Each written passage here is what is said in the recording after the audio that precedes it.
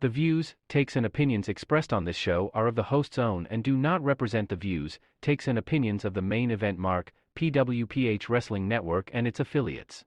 Material and sources mentioned in this episode is for general and commentary purposes only. This episode might include strong language and may not be suitable for children. Listener discretion is advised. Stay safe and stay wrestle everyone. Welcome to the Main Event Mark. Yon, check. Thank you for listening again to your Unfiltered Tagalog Wrestling Podcast. This is the Main Event Mark Podcast. Hindi na ako gano'ng mag-intro ng mahaba. I'll say this before, I'll say this again. AEW in 2024 fucking sucks. Very simple, very, very straight up. Alam niyo kung bakit? Let me explain this to all of you. So we have AEW Dynamite this week, a few weeks after of their pay-per-view. Pasensya na, hindi na ako gaano nakapaggawa ng WWE reviews. Pero this week, we are going to do several reviews. I'll do the WWE product later on in a different episode. So let's talk about it.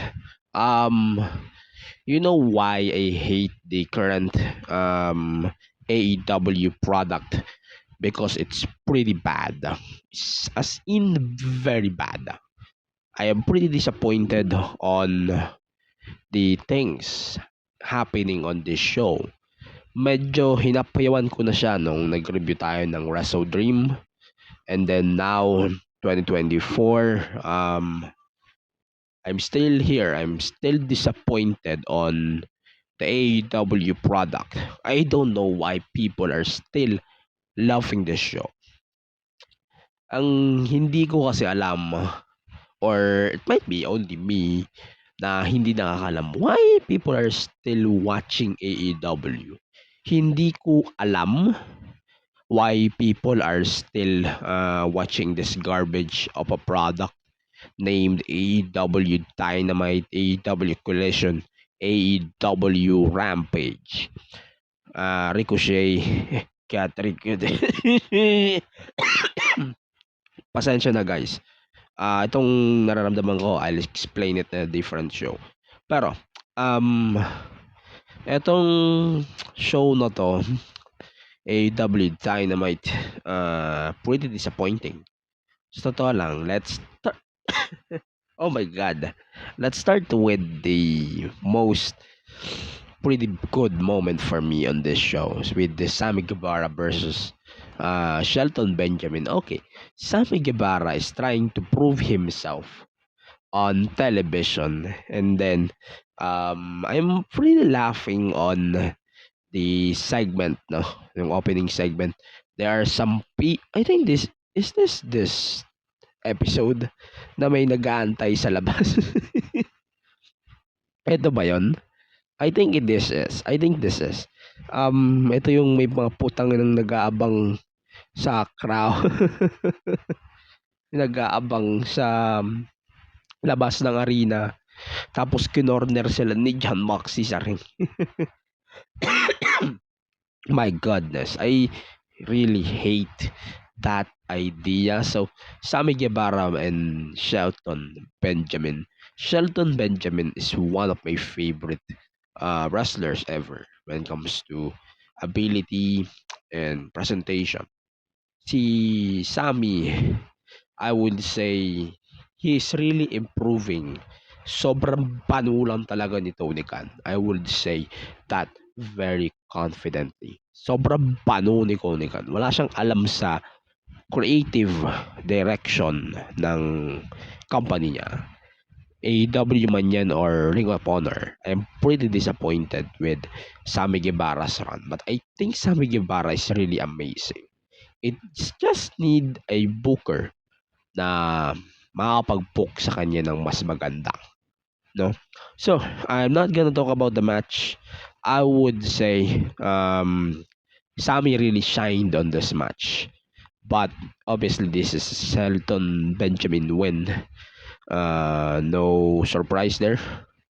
They are previewing, or we are getting previews of how this new Hurt Business story might be on AEW. I know, and everybody knows they are now going to feud with Swerve Strickland. Then Bobby Lashley is definitely joining AEW.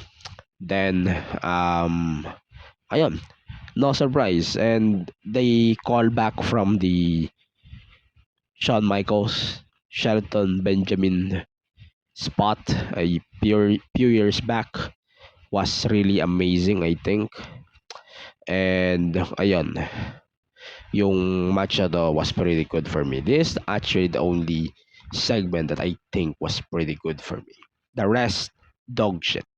Let's talk about the dog shit thing. So, Kyle Fletcher came out in a segment. He explained himself na bakit ako nag-turn kay Will Ospreay nung Wrestle Dream. He explained while shaving his head, it's because he doesn't want to be like Osprey. So that's why he turned him as heel. I'm pretty disappointed why this explanation was pretty bland, pretty stupid.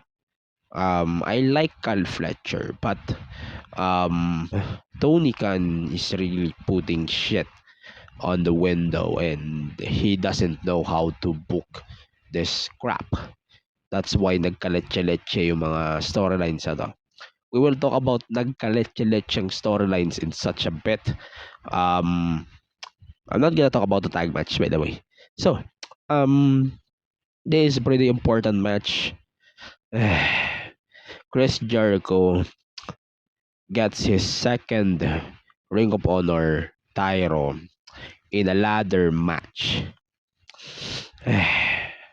In a fucking ladder match. I can't believe I'm saying this, but I am pretty disappointed when this match happened and Jericho winning the thing is just icing on the cake. Jericho is no longer on his prime, clearly. But I don't really get why he's still being promoted as champion, or is getting used by Tony Khan as championship material. Siguro sobrang bobo talaga ni Tony Khan na hindi niya pa rin ma-realize na Jericho is no longer a fucking draw.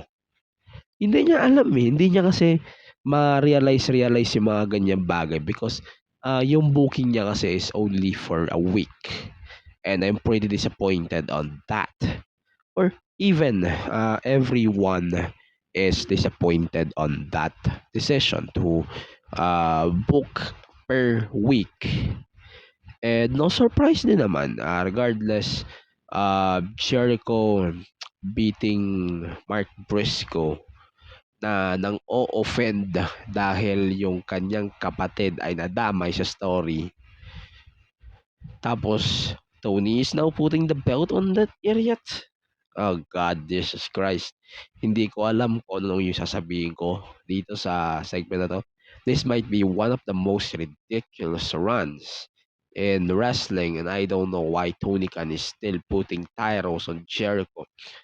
And tangina, wala akong masabi. Tony Khan, sinusupsup mo ba yung titi ni Tony ni Jericho? Hindi ko magets why he's still getting promoted as champion. He's no longer a draw. He's no longer on his prime. And definitely, he has the most terrible gimmick in wrestling in 2024. So I don't get why Tony is still putting any fucking titles on Jericho. Okay pa yung FTW title. That was a pretty collective belt, no? Let's say that as it is.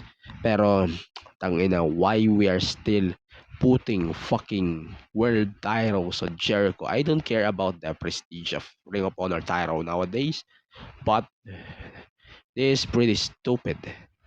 to realize and to look as well. Jericho winning world championships in 2024 is pretty stupid idea. Whenever or whoever booked this idea should not book ever again. I know this is Tony Khan's idea to put belts on Jericho because he is a fucking idiot to begin with. Um, I didn't care about the match. I didn't care about the whole crap thing. Then Ishii showed up, and for what?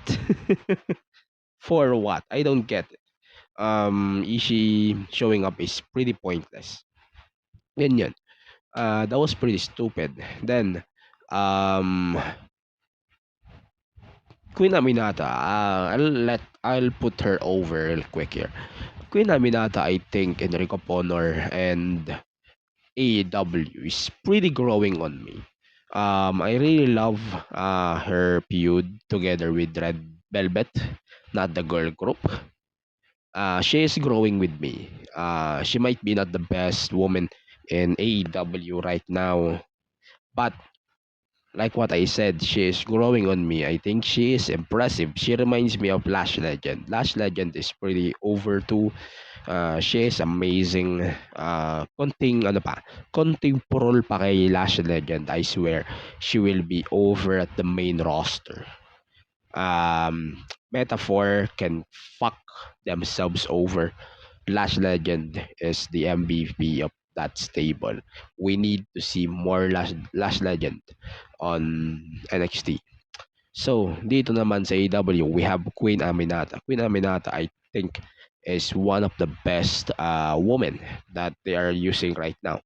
I wish this is not the first and last time, aside from the match with Mercedes, which is the one that I'm not gonna discuss later on. Pero Queen Aminata, like what I said, is pretty growing with me.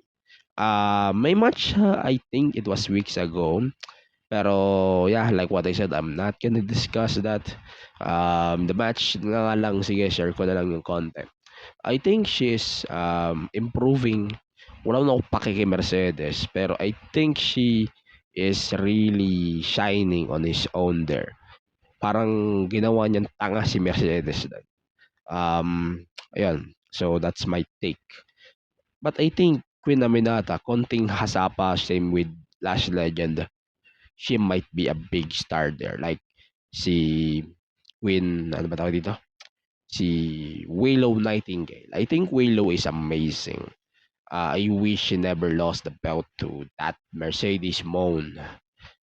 Something like that. Camille, I wish she had a better booking and she went to the better company, not this shit.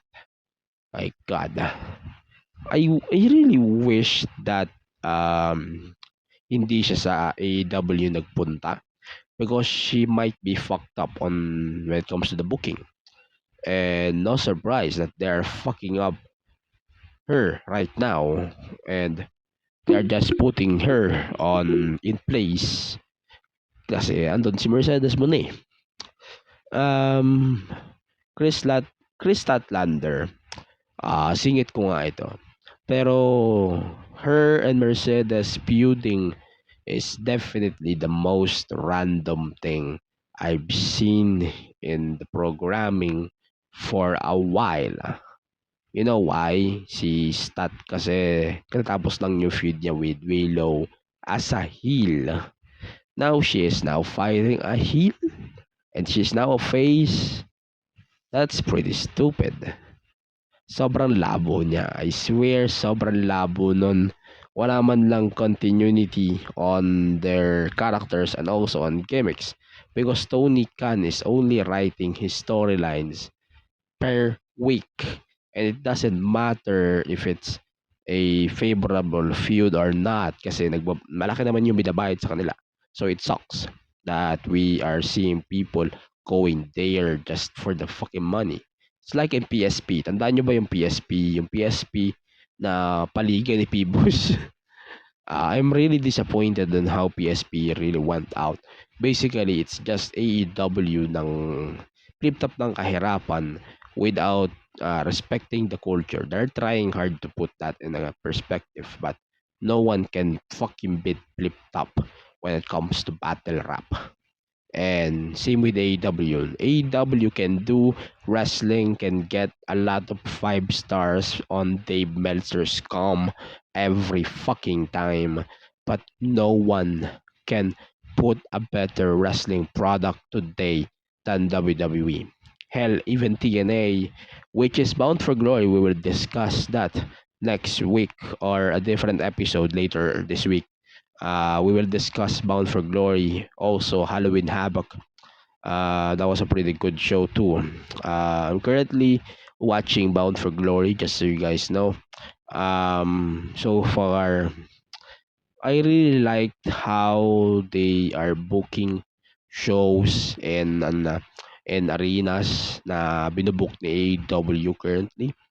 And I really like that. I hope they can also do the live shows on the bigger arenas. Pero yeah, I'll discuss TNA in a different episode. Pero let's go back to AEW. Si Chris Statlander, sobrang sayang. Ang ganda ng feud niya with Waylo. I think she had a better run this year than Mercedes or kalahati ng run ni Mariah May tsaka ni Mayor na Shirakawa.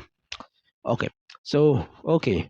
So we have the Jack Ops versus Daniel Garcia and Private Party. I'm not gonna do any shit on that. I'm not gonna discuss this. Let's discuss in advance the finish. So, kagaya ng sinabi ko nung umpisa, daming mga tanga nag-aantay doon sa labas. It's basically Mark Briscoe and jobbers waiting on the outside. Tapos parang nalampasan pa rin sila ni Jon Moxley because they're a fucking idiot.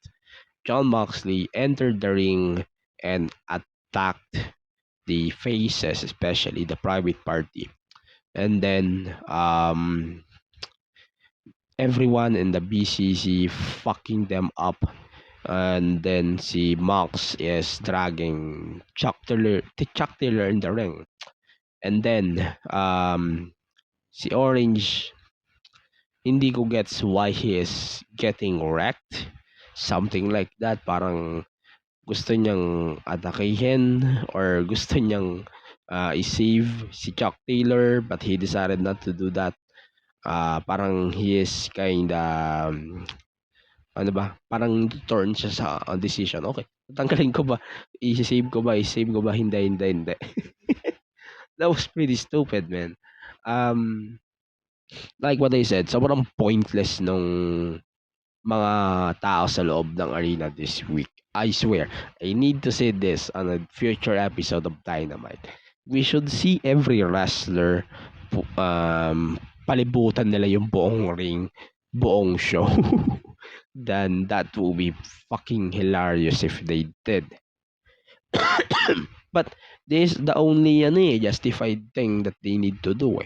Kung sa labas, hindi nila ma-corner si Jon Moxley, paano pa pag lahat ng wrestlers andun sa labas? Parang naalala ko yung sa Puso Wrestling na yung isang show nila na nakapalibot lang yung mga wrestler. Then basically, they're just going to do the ring if they are going to compete. Ganun yung gawin nila just to put the trap on the BCC just to prove the points that they can fucking save AEW from them. And yan, tangina.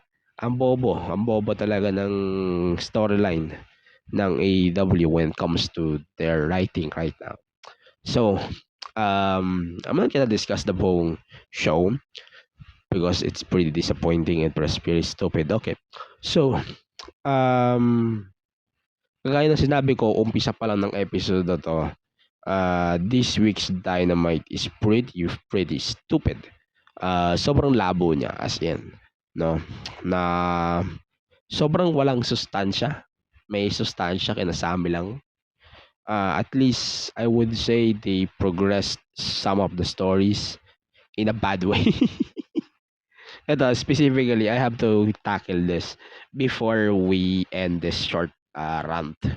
No, I'll do a different episode on WWE content and TNA. Okay, so eto na nga, yung Adam Cole versus MJF. I don't get why this getting fucking approved by Tony. So, magkakaroon ng best of 7 or best of 5 between Adam Cole and MJF. So, Roddy might join the shit here. So, pinage ko sa PWPH, they should fight best of 16.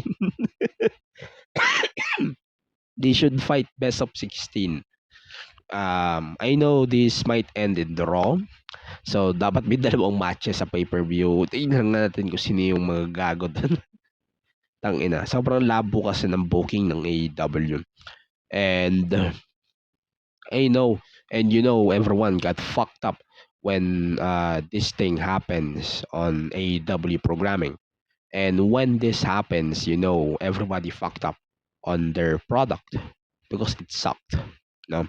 Okay. So, like what I said, doon may mga nag-progress sa story ng AEW, but still, I think they don't fucking do shit. And I would say this pretty sucked as a product then. As a product, as a show, this pretty sucked. I don't want to say this, pero guys, if there's a perfect time for you guys to waste it, don't waste it on a Dynamite or Collision or Rampage. Yan, tangina. Wag niyo na sayangin yung oras nyo. Mas gugustuhin ko matulog ng 20 minutes or 2 oras kaysa manood ako ng Dynamite. Because Dynamite fucking sucks. Collision fucking sucks. Rampage is dead. Tangina. I can't believe I am saying this, pero this is might be the most disappointing AEW runs that we are witnessing right now. Next week is Sprite Night. This might be another ridiculous episode for sure. I cannot wait to see more of that on the show.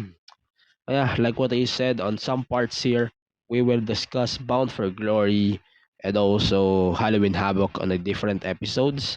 Please stay tuned on that. And then next episode, we will discuss Samantha Urban leaving WWE. We'll also discuss the WWE content this week and also TNA. Pasadaan din natin yung mga wrestling this week. So, before we go, panood kayo ng Puso Wrestling sa November 30, yung Pusong Pinoy.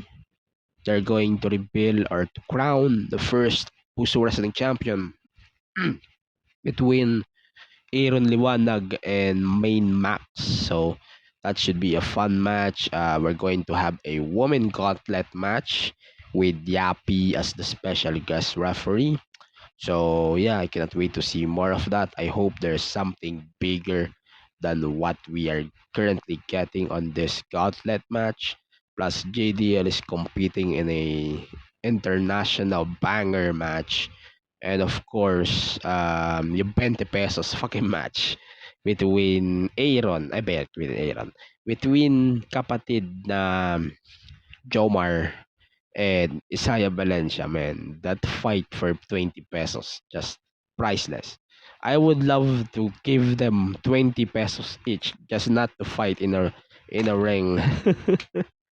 And that was pretty amazing of a storyline. Na tangina, you guys are fighting for 20s. I thought this is 20 for you, 20 for you. Then, man, this is nuts. That's why I love professional wrestling, man. But yeah, we will discuss more on that on a different podcast, on our PWPH podcast. Pasensya na, wala tayong episodes recently nung show. I am currently recovering. I'm not still fine as fuck. I'm trying to recover. Marami pa akong ma-share sa inyo.